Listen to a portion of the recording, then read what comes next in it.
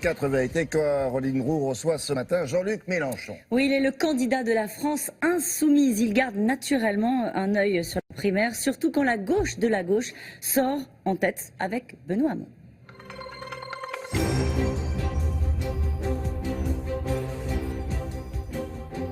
Bonjour Jean-Luc Mélenchon. Bonjour Madame Roux.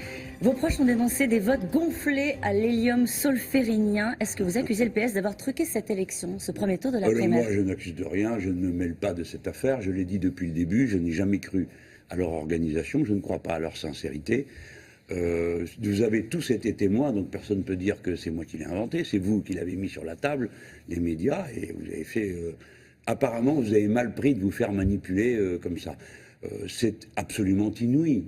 Rien là-dedans ne peut plus être cru dans cette élection. Imaginez-vous que pour Paris, les chiffres montrent que le PS prétend avoir eu dans cette primaire 60% des électeurs de la vraie élection régionale, n'est-ce pas?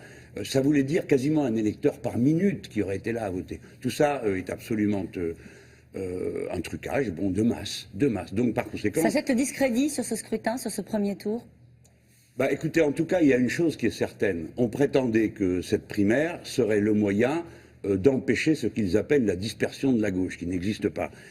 Bon, Monsieur Macron, aussi bien que moi, ne sommes pas dans cette primaire. Deuxièmement, il était question que par le nombre de gens qui seraient là, enfin, je serais intimidé comme d'autres, et je comprendrais que nous n'avons d'autres maîtres possibles que les socialistes. Eh bien, tout ça est à l'eau. Il reste donc l'essentiel, c'est-à-dire que les gens maintenant doivent se tourner vers le contenu des idées des uns et des autres et faire leur devoir de citoyen en réfléchissant et surtout en ne se laissant pas abasourdir par des effets électoraux de ce type. Effets électoraux, dites-vous. Aucun des candidats ne conteste ce scrutin, y compris ceux qui ont été balayés au premier tour. Comment est-ce que vous l'expliquez, ça, Jean-Luc Mélenchon? Je ne l'explique pas et je ne m'en mêle pas. La solférinologie n'est plus une science que je pratique. Mais en effet, vous avez raison de dire qu'il est étrange que dans une élection manifestement truquée, aucun des candidats ne proteste. On peut se demander si ça n'est pas parce que tous ont quelque chose en tout commun sur le sujet. Benoît Hamon arrive en tête, ça ne vous a pas échappé au premier tour, il est archi-favori au second. Vous voilà. C'est ce qui est annoncé. Parce oui, que sans doute, vous avez raison. Ça pourrait changer, ces manipulations pourraient changer l'ordre d'arrivée? Je ne sais pas, mais vous ne pouvez pas. Comment pouvez-vous faire, Madame Roux, pour ne croire qu'à une partie d'une fraude? Qu'est-ce que vous en savez? Donc vous décidez que ça c'est vrai et ça c'est pas vrai. Donc moi je considère que bon, très bien, ils désigneront le candidat qu'ils veulent, mais c'est un candidat qui est d'abord désigné par une opération de triche. Donc ça veut dire que Benoît Hamon n'est pas légitimement arrivé en tête de ce premier tour. On va quand même partir de cette hypothèse? Est-ce qu'on a le choix? Écoutez, je ne veux pas passer mon entretien avec vous à commenter les histoires du Parti Socialiste. Ils font ce qu'ils veulent et le candidat qu'ils auront est le candidat perdant d'avance. Peu importe pour vous, c'est pas un petit caillou dans votre chaussure ou alors une opportunité pour rassembler l'ensemble de la gauche. Depuis le début de sa campagne, Benoît Hamon vous tend la main. Ça vous a pas échappé, ça non plus. Il dit si j'arrive en tête au second tour, il faudra que j'aille discuter avec Jean-Luc Mélenchon pour rassembler l'ensemble de la gauche. Il sera le bienvenu pour boire un bon café. Mais il y a une chose qui n'est pas négociable avec moi, c'est l'effort gigantesque que nous avons fait pour mettre au point un programme qui tient la route, pas un programme dont on transforme les contenus à mesure qu'on avance. On n'est pas dans un congrès du Parti Socialiste ou dans un congrès du syndicat étudiant, quelle que soit ma sympathie pour ce syndicat. Hein. On est dans une affaire sérieuse, il s'agit de gouverner un grand pays. Et on ne peut pas le faire sur la base de l'à peu près. Là, nous avons des problèmes sérieux sur les bras. J'en prends un, la centrale de Fessenheim va fermer. C'est un problème sérieux. Effectivement, le conseil d'administration d'EDF se penche aujourd'hui sur la fermeture de la centrale de Fessenheim. Je rappelle qu'il y a 800 salariés qui manifestent pour garder le site. Vous êtes au conseil d'administration, vous votez quoi? Évidemment, j'ai toujours dit que j'étais pour la fermeture de cette centrale et j'ajoute, je suis pour sortir du nucléaire. Donc je ne vais pas me dédire ce matin. Mais vous êtes d'accord pour dire que c'est un sujet sérieux qui nécessite une vision d'ensemble. Il n'en a pas, Benoît Hamon, de vision sérieuse sur le nucléaire. Ne nous concentrons pas sur ce pauvre Benoît Hamon. Il y a aussi ce pauvre Manuel Valls et bien d'autres qui sont dans cette comédie. Donc voyons les problèmes comme ils sont.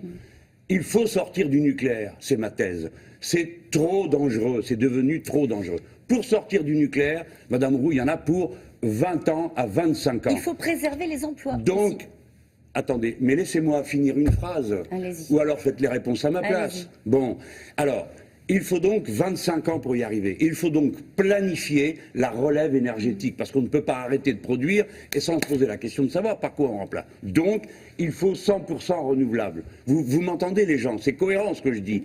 Par conséquent, on ne fait pas du picorage comme on est en train de le faire. Donc on va fermer la centrale de Fessenheim, tant mieux. On n'a rien annoncé au personnel. Ces milliers de gens ont des raisons intimes de penser que c'est un scandale qu'on les traite de cette façon comme des pions. Donc il faut garantir la transition pour tous les emplois du nucléaire vers le non-nucléaire. Donc c'est un plan global qu'il faut avoir.